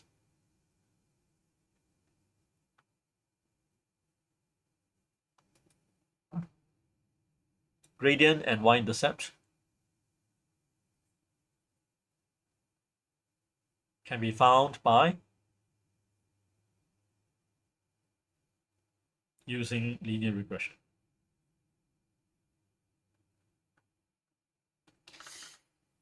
Okay, all right. So what's the difference? Well, the difference is that typically, all right, typically for time series, we record 1 point. We record 1 point, and the time duration is usually a lot longer. So it's not like 6 minutes. Or if it is 6 minutes, it's 6 long minutes because we are sampling at a rate of 1 measurement every second. So that it's a lot of measurements and across a long time. That's why time series tells. It's like a ticketing machine. Tick, tick, tick, tick, tick, and you record a log tape. It's like those earthquake mark, right? And that's a time series because as the tape rolls, it is representing time has passed, and then you see the zigzag, and then it slows down, and then the earth coughs a bit, then you have earthquake again, right? Yeah, so that's the time series kind of. Think of the earthquake chart. For scatter plot, our dots, all right, number one, are obtained from measuring two variables simultaneously. These two variables can be, like I said, marketing budget, example only, right? And sales performance, also in dollars. Okay, so first of all, it doesn't have to be time. It can be anything with anything. And the X and Y, typically, there is no need for any cause and effect relationship, because X and Y, they are just labels, all right? But typically, in practice, we are more used to looking at X as the potential cause and Y as the potential effect. So if you want to present scatter plots to audience, you might want to take into account this automatic visual response, like, oh, because we have more budget, so we sell more. That's the typical takeaway. Okay, when statistically speaking, when you're doing statistics, it doesn't have that cause and effect. That means the time element is not there. The time element is not there. Okay, right. It could be that, for example, initially, right, some time back, when our company just started this product, we have a lot of budget. So we advertised a lot, we marketed a lot, we sold a lot. But later on, the company wants to move on to other products, so they cut our budget. So we sell less and less, which is, not really an insightful deduction. But my story here is to say we can't tell time, right? We're not sure whether as time passes we go from this to this, or we go from this to this, or we go from this to this to this repeatedly. After several years, change of CEOs, sometimes we have big budget, sometimes we have less budget, and over time we see this pattern. Really no idea, no time axis in that. So that's number one, right? Number two is we can match anything with anything, and number three is we don't have the cause and effect requirement. So statistically, when we do a scatter plot, if you are the one trying to explore, hey, you know what, I'm the new marketing manager, I wonder in this company for this product I'm doing, is it true that if we have more advertisements, then we sell more? Is it true? Because if you come in with a fixed mindset, with a fixed idea that, hey, you know what, they hire me because I have 20 years experience, don't tell me, of course it is the case, and you're not sure. Okay, you can't be sure. Can't be sure. So you need to have a humble mindset. I don't know mindset. Is it true? I think usually that works, but I don't know. So let's find out, right? Sorry, assistant, can you give me the budget and so it's a pad data for each year? What's the budget? And please tally with the end of year total sales for that product. So give me the data. Better still, give me the scatter plot, right? So once you have a scatter plot, you know that you can deduce that, yes, with higher budget, we will see higher sales. With lower budget, we will see, or we had seen, lower sales. Projecting to the future, give me more budget, I can promise you, I hope I don't lose my job, I can promise you we will have even higher sales. That's extrapolation, right? We talk about it mathematically, but when you're presenting, you're talking about a promise based on the inference that this pattern, this gradient will continue. But is it true? We don't know. Is it reasonable to make this conclusion that in the immediate future, the immediate past and near immediate data have all produced this trend. So is it a reasonable risk that you as the new marketing manager can take? Answer is yes, right? It is a reasonable, statistically driven conclusion to make. So this is the kind of data analytics we like you to have, to be able to argue, based on data.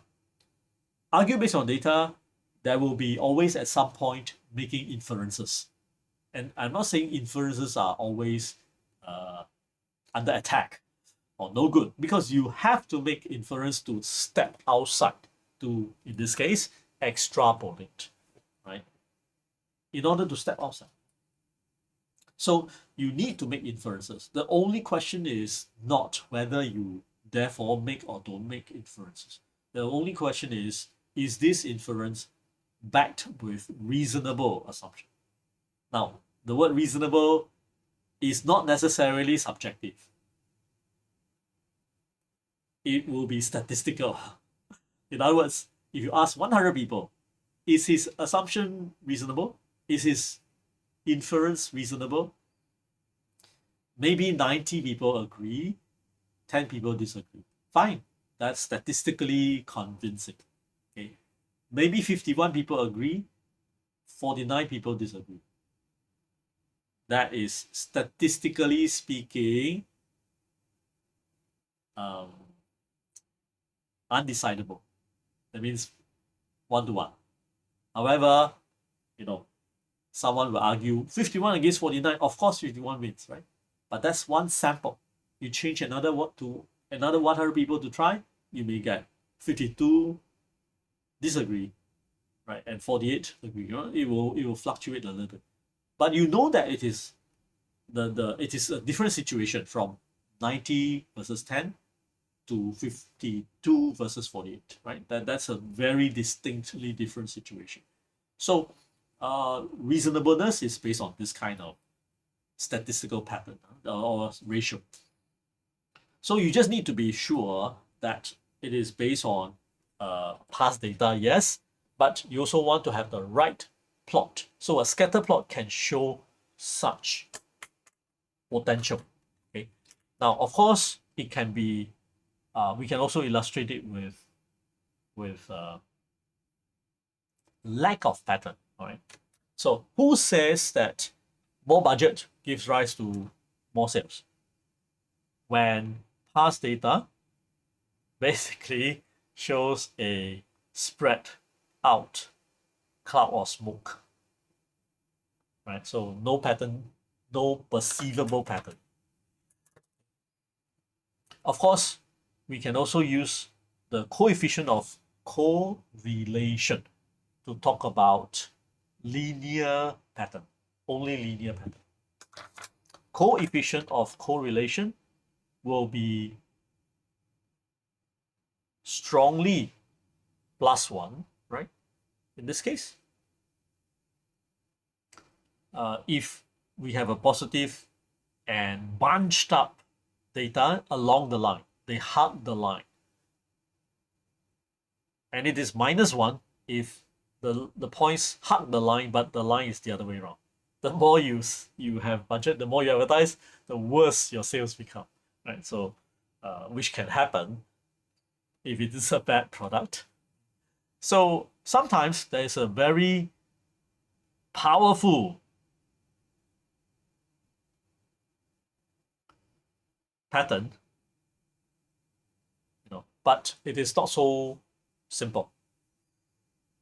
In this case, especially when x and y are not, x is not time, right? Especially and when x and y, they are just two variables. You can just scatter plot any measurement with any measurement. That's the power of scatter plot. Any measurement with any measurement, and it can show you a pattern. If it's linear, then you can use linear regression. If it is the kind of non-linear model, for example, polynomial, if this can be described by a cubic polynomial, then we can also use non-linear regression. If it can be described by a exponential curve, then we can also use nonlinear. But if it is very complicated, then something strange is happening. So in other words, let me put it this way. Super complicated patterns, super complicated patterns. Just dig out your high school mathematics, right, or college mathematics. Find those complicated crisscross curves, complex curves, whatnot, twisted curves, super complicated patterns. Okay, I would just say don't occur, right? In real life. Okay, of course, don't occur is very assertive. So statistically, it is unlikely that super complicated patterns occur. Right? For example, give me more budget, then we have more sales. But if you give me a bit more, then we have a much lower sales. But give me a bit even more than that, then we have high sales again. Then more than that, low sales again. Doesn't make sense, right? Doesn't make sense.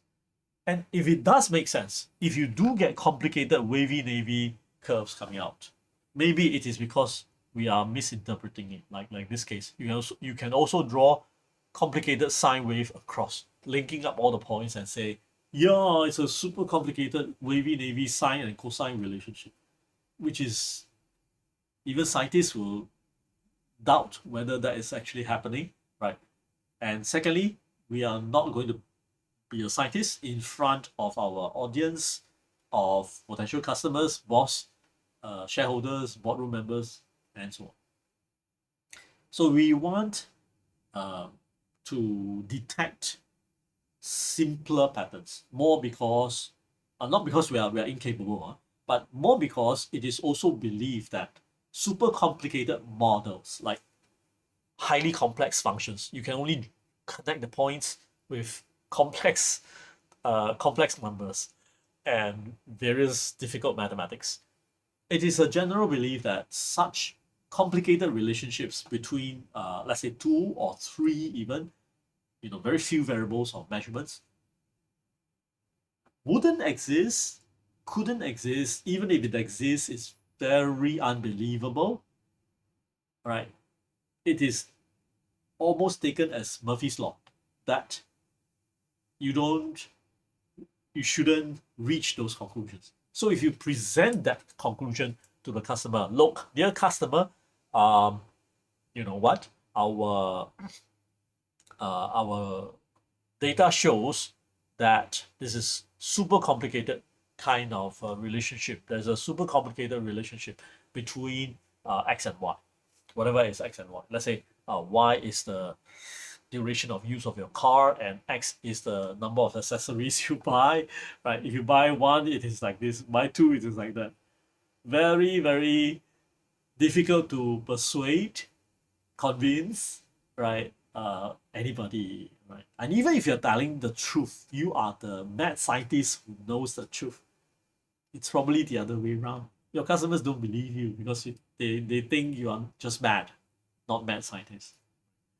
So keep to this simple principle of detecting and showing simple patterns. So for example, if your data shows this, then say, dear customer, look, or dear boss, right? Look, data shows that as we increase the budget, we get more sales. So please give me more. So it's a linear relationship. Good. Okay. Or you want to show the opposite. You got this. Don't explain this as, boss, the budget and sales, they have super complicated relationship. Do you have another hour? Let me explain to you, right? No, wrong way to interpret it. The right way, boss, you see, budget and sales, they don't really have very good relationship. They don't show anything. So why are you giving marketing department? So obviously you are speaking from the production department or finance side, right? Then may say, there's no relationship. Why are you giving marketing department so much budget? You can just cut them, right? It's not necessarily going to affect the sales. And this is counter proof. Use this scatterplot to show that there's lack of pattern. Use your eyes, right? Look at it yourself. Where's the pattern? In other words, where's the linear pattern? Where is the more relationship? No, don't have, right? Here, this might be more like a cubic relationship. Cubic relationship, or when it starts to look a little bit more complex than a line or a simple curve like this, like curving a little bit, right? Or curving a bit more, but this is all parabolic. That means x squared, requiring x squared, or maybe exponential is fine. Exponential is kind of complicated, but it is a simple kind of complicated that does exist quite a lot, right, in real life. So we can accept that. But if you start to see cubic, quartic, or quintic, right? For example, you try with Excel or R or Python, and you can only fit the curve with x to the power of 5, x to the power of 4, x to the power of 3 in this case, before the so that the curve can be more properly traced out or described by this function or this model, then we have a trouble. Okay, then you need to pause and think again. Because even in physics, getting x to the power of 3, x to the power of 4, x to the power of 5 is also not that frequent. X to the power of 3, yes, volume. All right, so x squared, x is the length, x squared will be the area. Okay, a concept we are familiar. X cubed is the volume. Knowing the length, we can calculate the volume. Fine, x cubed. X to the power of 4 is unheard of. Don't know what to make of it. X to the power of 5, I have to imagine a lot, right? X to the power of 6, right? So why are we going to the x cubed, right? X to the power of 3 to describe this curve. So you want to pause because you're not being a scientist. Don't try to explain it. Don't try to present it and convince your audience why this is happening. Okay. What you want to do, however, is to say, okay, fine. These are facts, right? The data points are facts. Am I merging two populations together? Remember this one, right? Did I accidentally collect the data and then thought that they are one? I thought they were one population when actually I merged two, for example, two different era of budget and sales together. Okay. So what do you mean by two population? It can be that under one CEO, it was like this. Under one CEO, under the second CEO, because there was a change in the strategy, the focus, right? Under another CEO, it was like this. I just plotted the two, the budget allocation and the sales, right? I just plotted the two together.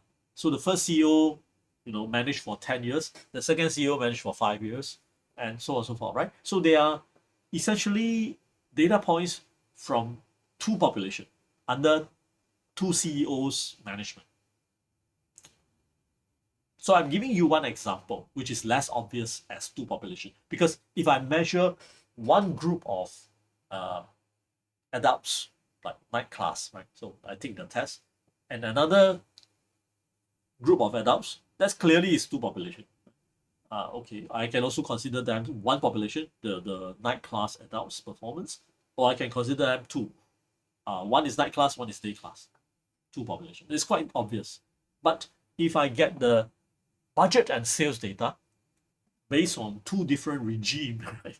Two different CEOs management styles, and I nonchalantly plot them together. I thought they were the same. Okay, just budget and sales, right?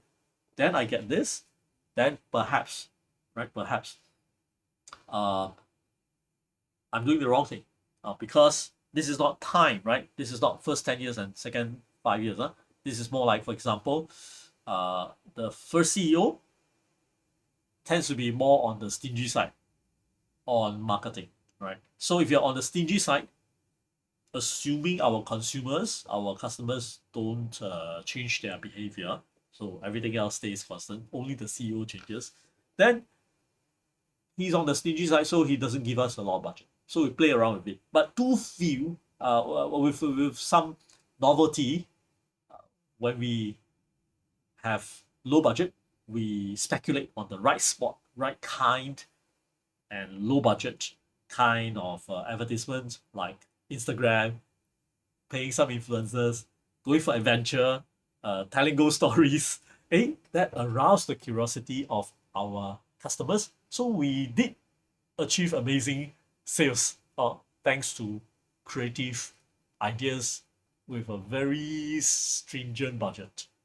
After that, we got arrogant, right? We splashed the money without considering consequences, and then we didn't do well. But all these were very little. The new CEO gave us a lot of money.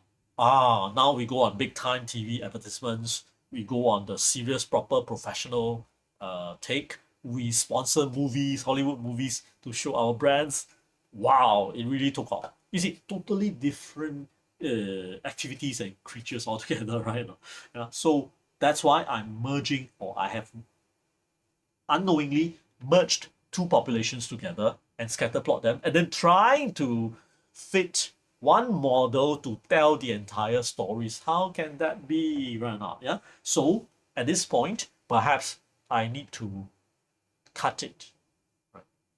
Okay. So how many segments to cut is another story or another decision. But the point is, I cannot forcefully, mechanically, like without thinking, okay, oh, I learned that scatterplot, I should just fit a curve, a model, and then use that to extrapolate.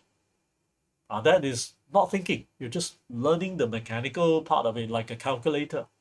So that's not data analytics. So when you get complicated curves, stop and think again. Okay, all right, and say that, hey, maybe I should cut it into two parts: the low budget style, the big budget way, right? Maybe I should cut it into three parts. Okay, so like this, or the three-part ways, these as well. The growth story with stringent budget, the embarrassing fall story of splashing the budget, right, and doing the wrong things, and the growth story, because once you pass certain budget, for example, 50K is lesser than 100K, right now, yeah, 50K, very stringent budget, you can just do a little bit and tease the influencers a bit. Hey, I can give you $1,000 bonus if you can do this, right? You can do all these things, and sometimes they do have very good effects, right? And 50K is less than 100,000, sorry. But then compared to 500,000, a million, where you can then change, right? You don't like having 1,000 influencers now. You're talking about a big splash way of doing things. You're talking about B2B advertisements now, right? You're talking about Hollywood movie showcasing your brand, that kind of things now, right? It's doing different things.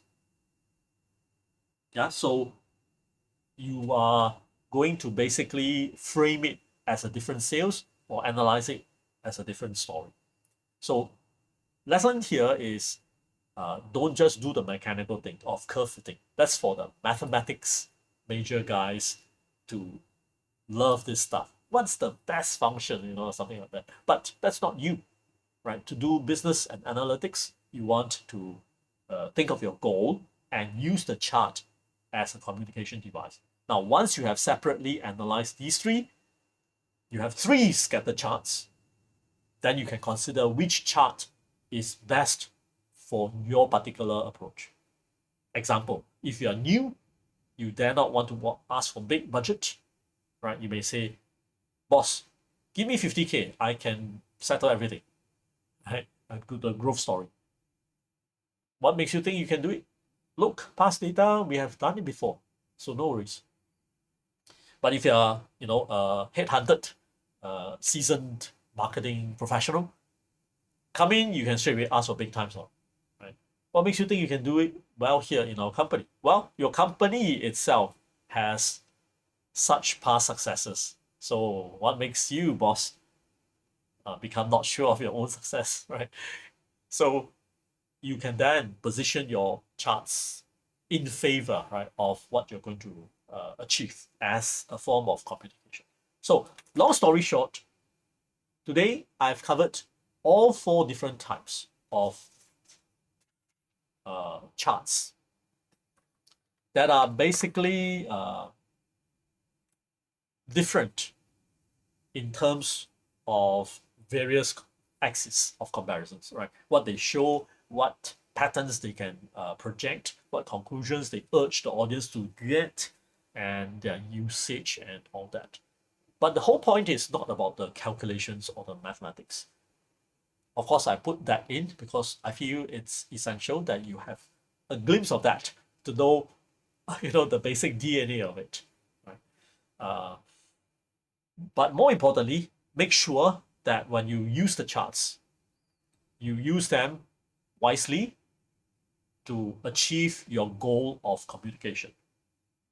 And of course, at the same time, don't insert chart as a decoration just because you need something different from words and you want to lighten it up, you insert a chart like pie chart. You don't see a pie chart here because I hardly recommend that unless you just really want to decorate it and show what essentially can be shown by just a few numbers. Okay, so if you have other comments, let me know. So something for you to think about after today's video session. Thank you and see you in the next